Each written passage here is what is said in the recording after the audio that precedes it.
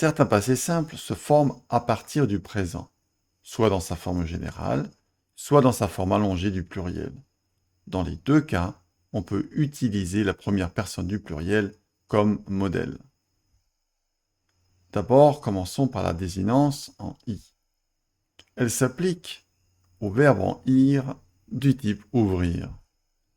Nous ouvrons, on prend la racine ouvre et on ajoute les désinences is, is, it, i accent circonflexe mes, i accent circonflexe tes, irent. J'ouvris, tu ouvris, elle ouvrit, nous ouvrîmes, vous ouvrîtes, ils ouvrirent.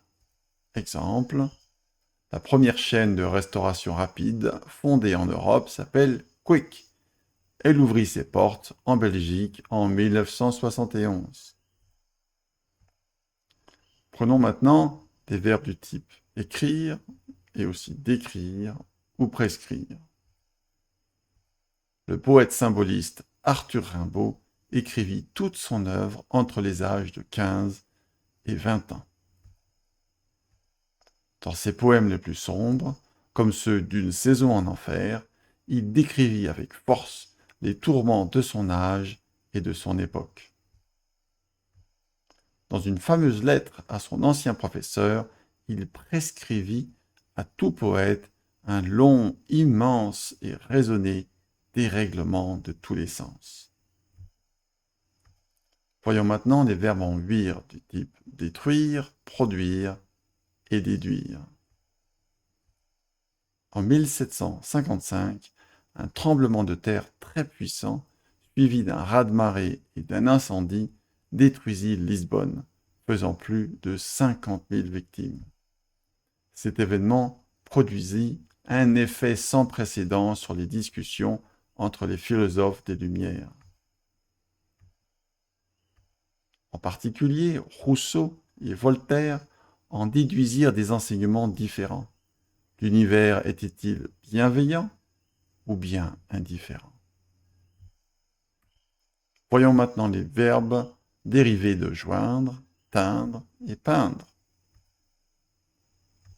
En 1940, à la défaite de la France face à l'Allemagne, le général de Gaulle partit seul en Angleterre pour appeler à la résistance. D'autres le rejoignirent plus tard. En 1944, de Gaulle atteignit son objectif. Non seulement la France était libérée, mais aussi les forces de résistance s'unirent pour la gouverner. 10 ans plus tard, dans ses mémoires de guerre, il dépeignit toute l'histoire de la France libre. Passons maintenant à la désinence en un. Elle s'applique au verbe dérivé de venir et tenir. On ne garde que les radicaux v et t et on ajoute les désinences ins, ins, int, i accent circonflexe n, mes, i accent circonflexe n, tes, in, rent. Je vins, tu vins, elle vint, nous vîmes, vous vîntes, ils vinrent. L'Irlandais Samuel Beckett vint en France dès 1928, mais c'est quand il y revint en 1945 qu'il décida de rester y vivre. Voyons maintenant les dérivés devenir, soutenir et parvenir.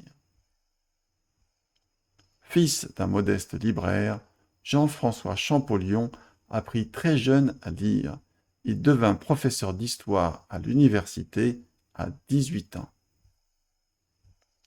Passionné par la civilisation égyptienne, il soutint que son écriture pourrait se déchiffrer en partant de la langue copte contemporaine.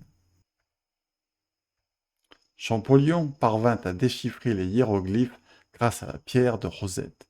Il publia en 1824 l'ensemble de ses découvertes, fondant ainsi l'égyptologie.